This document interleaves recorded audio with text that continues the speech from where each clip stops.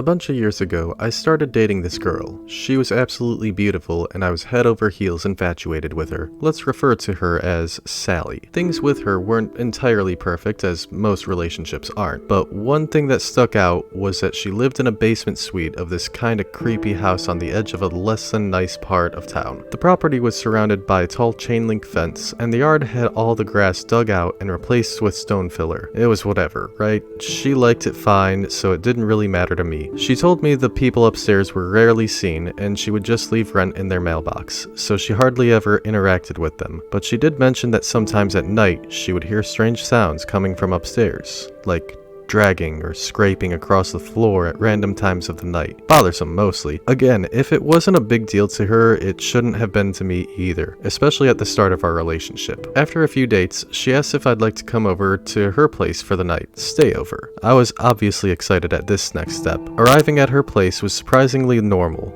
The basement suite was completely redone and honestly looked great. All new appliances, new bathroom utilities, beautifully new painted walls. It really caught me off guard compared to the house's exterior. It was a deep basement though, probably close to 20 steps down. Because it was so deep, there were only 2 windows, one directly above her bed and one in her living room, which was really only about the size of a cubicle. The windows were too small, and I would be hard pressed to fit through one of those in an emergency. So the only realistic entry or exit was the door at the top of the long staircase. Later, after a successful night of romantic escapades, we lay in her bed holding each other. Staring into each other's eyes, I could see she was getting tired. I mustered the strength to pry myself out of bed and turn off all the lights, preparing to sleep. As I got back to her bedroom, I went to close the door and turn out the light, but as I did, she objected. "Oh, I usually leave my door open while I sleep, actually. For whatever reason, this really unnerves me. I've just always kept my door closed at night, but I wanted the evening to keep going smoothly, so I just agreed and considered it was something we could talk about in the future if necessary. Maybe it didn't matter after all." I turned out the final light and got into bed with Sally. We rearranged ourselves into a comfortable sleeping arrangement.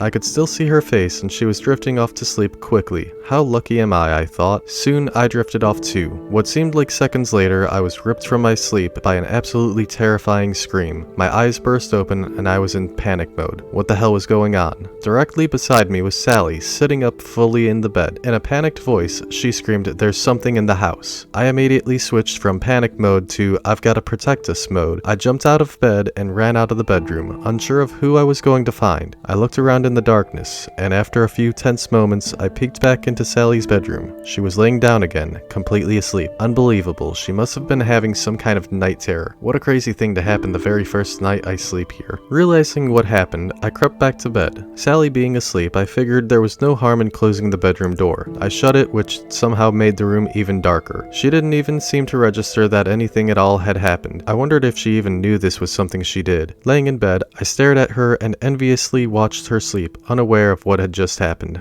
And soon I drifted off again. My heart nearly jumped out of my chest when sometime later I was once again awoken by a scream. Sally, fully sitting up in bed, screeched out, even more alarmed, "There's something on the floor." I was just so sleep stupid I didn't even have time to think. Once again I jumped out of bed and started exploring defensively. After a few short moments, the previous incident came back to me and I begun to understand. I looked back and sure enough, Sally just laid back down and continued her slumber. What do I do? Should I wake her up, I thought? I really liked this girl and I just wanted to get through this first night perfectly. So, whatever, I let her sleep through her second night terror. This time I was really on edge. I laid back down, trying to calm myself and hopefully get some more sleep. I was becoming more aware of the room, and every sound snapped my attention to it. Just outside her bedroom window, I heard feet crunching through the stones in the yard. I laid there, telling myself not to worry. You've had enough false alarms tonight. Suddenly I heard slow, drawn-out creaks ripple through the floor above us. This must be what Sally was talking about when she said there were some strange sounds upstairs. It didn't last long before the creaking stopped right above where we were laying. Then slow scraping began to emanate from the same spot, like someone was trying to dig towards us through the wooden floor.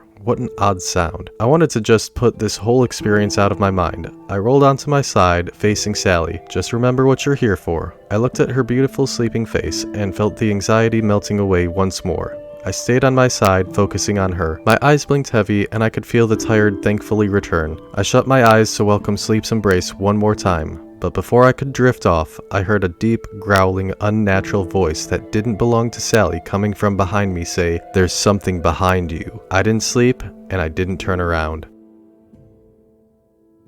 I want to thank Fearless Jared Fearing for this story. Check out his Instagram. It's instagram.com/fearlessjaredfearing. It'll be in the description. Check it out.